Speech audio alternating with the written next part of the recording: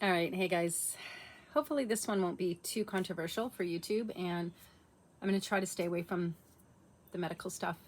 So I just wanted to talk about all the different people out there that are talking about things that I'm interested in, which is basically like where humanity is going, what's happening right now, what's going on with all of the agendas. Well, there's two agendas.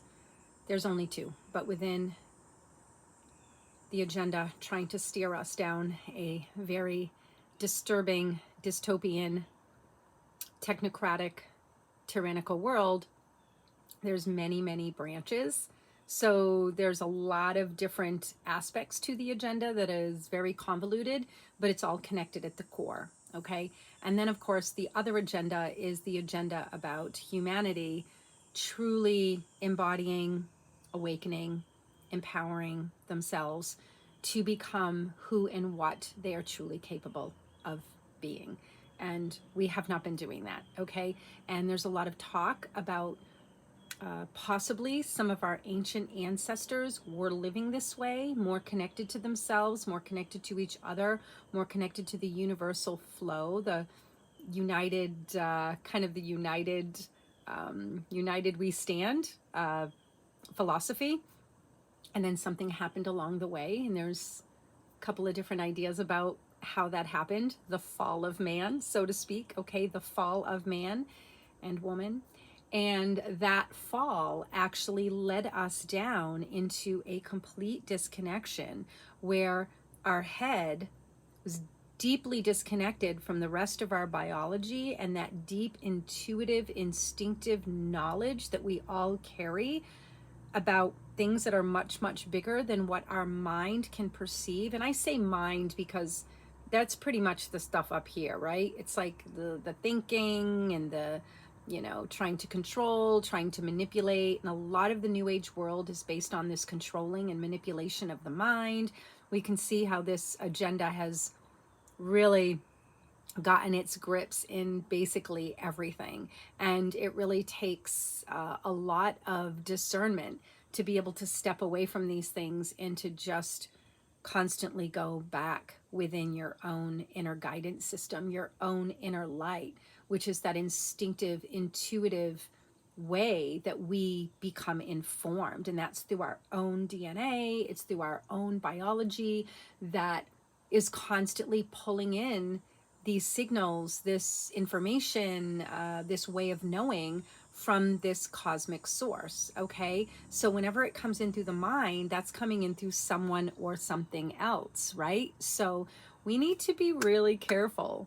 Okay. So there's a lot of people out there that talk about things that sound really, really interesting and have really good ideas and present really good information, but then they present a lot of things as if they're hardcore truths. And what we need to remember is that we all perceive things through our own filter, our own level of perception, and our own ability to comprehend and grasp. So whatever's coming through you, whatever knowledge you think you have, is based on these conditions, right? So it's really important that we don't cling too tightly to any of it. So it's fine to be like, this is where I'm at right now. This is where I'm at. This is what makes sense to me. This is what I'm doing because this is what feels right to me. This is the story that makes the most sense to me right now. But have we heard all the stories, right? Have we heard all of them? And that's really what it boils down to, is trying not to take a story or an interpretation or a perception of something from somebody else who's putting it out there and telling us this is the way that it is. We need to be careful that we don't take it at 100% face value and think that this is 100% true, because it's likely not. Okay, there might be some truths in it. There might be some layers of truth. Maybe it is all truth. I don't really know. But the truth is, we don't want to just give ourselves over to that. Okay, we want to always touch base with what are my deeper instincts? What's my deeper intuition? And I have my own experiences with that. Okay, there's been things that I've desperately wanted to believe. There's been things that I'm like trying to make it make sense. Like, oh my gosh, I can kind of go there. I can kind of go there. But then I would have this deep intuitive thing going, I don't know. That's out of place. That's out of place. that out of place. That doesn't make sense. But yet this was good. The story was good. But yet there were things that were just out of alignment for me, and I couldn't make sense of it. Like, this is happening. I'm having this paranormal experience around this particular issue. So the story must be true because I'm having this experience that is validating what that story is. But then come to find out that that was just tricks that these darker forces can play on you. So the paranormal realm is not reliable. And that is the main thing that I have gotten throughout the last 5 or 6 years. That's been the predominant message that I have gotten, and the lesson that I have learned is that the paranormal world of paranormal experiences is just a world of experiences, okay? We should never take anything at 100% face value. So if you're having an experience that's like really paranormal and really like kind of defies the boundaries of what we think reality is, that doesn't necessarily mean that it's true and that it's coming from a good place, that it's coming from your higher universal cosmic connection. It could be coming in from other forces, another force, because there's only 2 forces on this planet. Okay? One manipulates and one is flow. So they can be very confusing when we're not deeply in touch with our instincts and intuition. We can be very confused very easily. Okay, this is why I've always said to people, miracles don't mean shit, because both forces can have miracles associated with them. Okay, so miracle doesn't mean anything. You can't prove your point by saying, well, I experienced a miracle. It doesn't mean anything. Okay, because black magic can do the same as the cosmic flow. Look the same, but it's not going to come from the same source, and it's not going to lead you into the same direction, because the cosmic source is always going to lead us back to ourselves, back to our own inner sovereignty, our own inner authenticity, okay, the wholeness and the truth of our being. Whereas the miracles that are out there are always going to lead us to something outside of ourselves, in the form of gods and invisible beings and things outside of you, that there's forces outside of you. Now, I'm not saying that the universal current, that universal force, that universal energy, right, that cosmic flow, I'm not saying that that isn't something beyond us.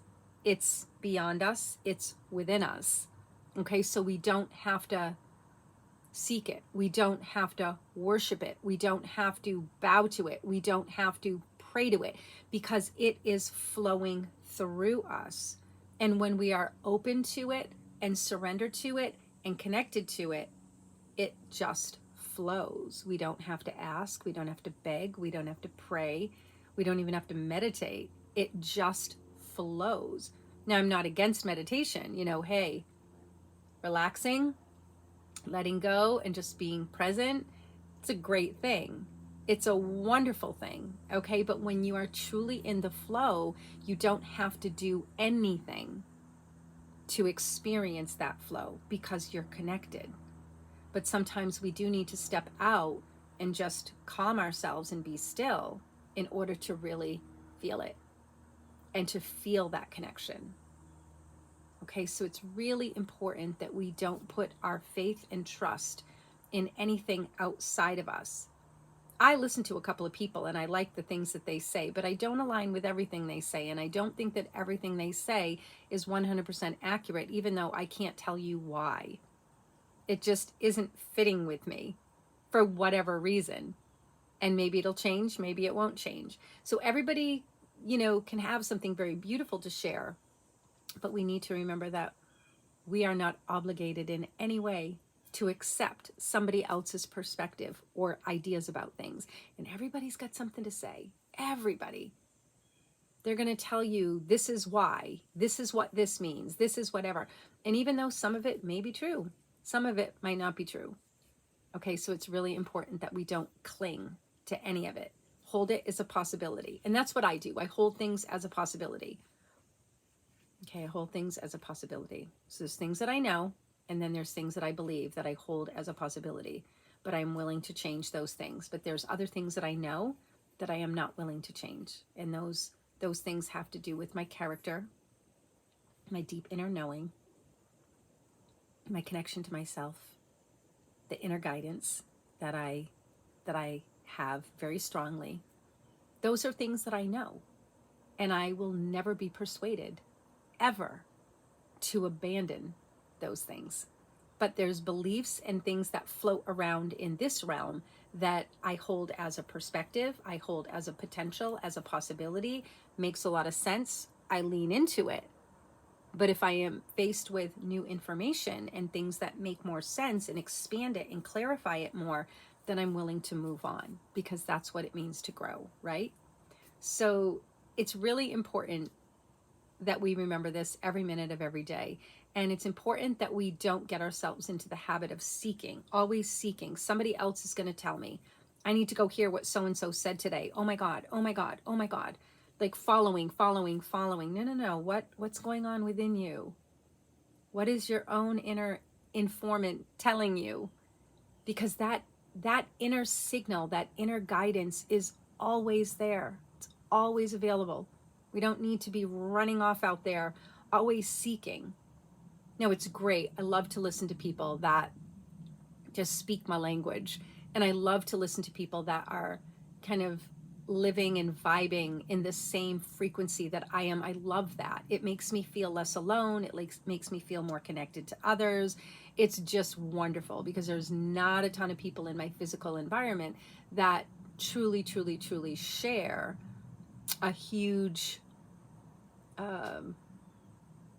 similarity with me when it comes to those types of things. I do have some friends that do, but for the most part, most of the people around me are, definitely, just bumping along in the matrix, or I should say the control matrix, the slavery matrix, because there's also two matrices on the planet. I've talked about this in other videos, and I know those videos are gone now. So you've got the control matrix, the slave matrix, and then you have the empowered matrix. So they're two very different matrices that are actually part of this same reality right now. And it's very confusing, and it's very intertwined, and it's very difficult, extremely difficult at this time, because it's enmeshed. But I believe, I feel like it's a knowing, but I'm just going to say believe that these are separating out. And I do believe that we are living in a time where things are separating out.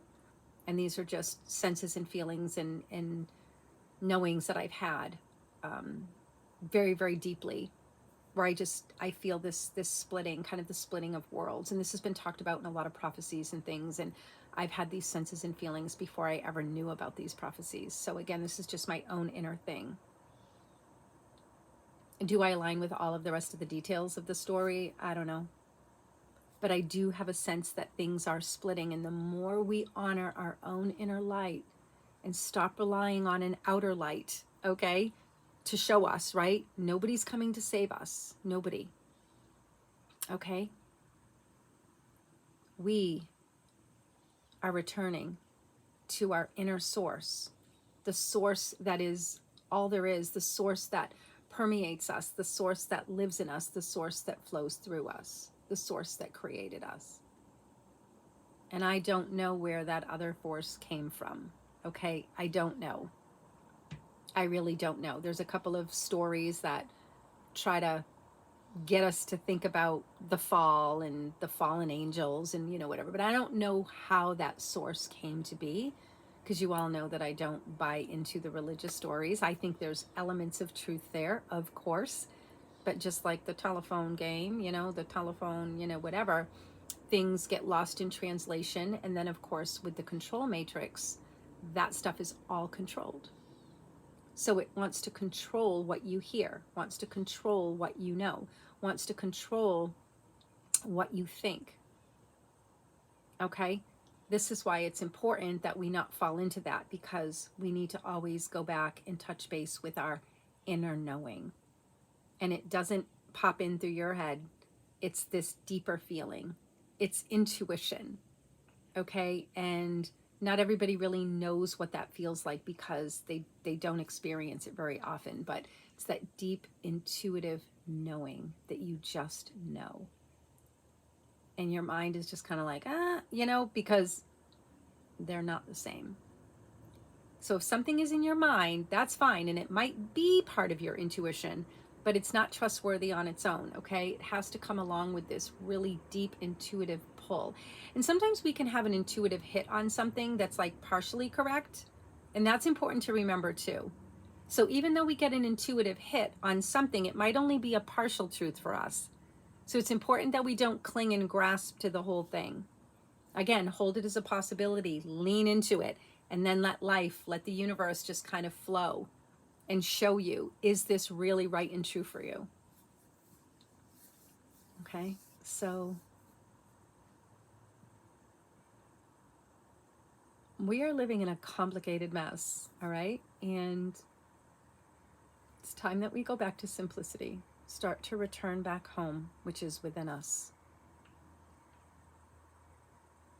We are long overdue. We need a serious, serious reset. Not the one that the slave agenda is trying to push us into, okay, but a different kind of reset. And I believe that we're at the gate. All right, remember who you are. Signing out.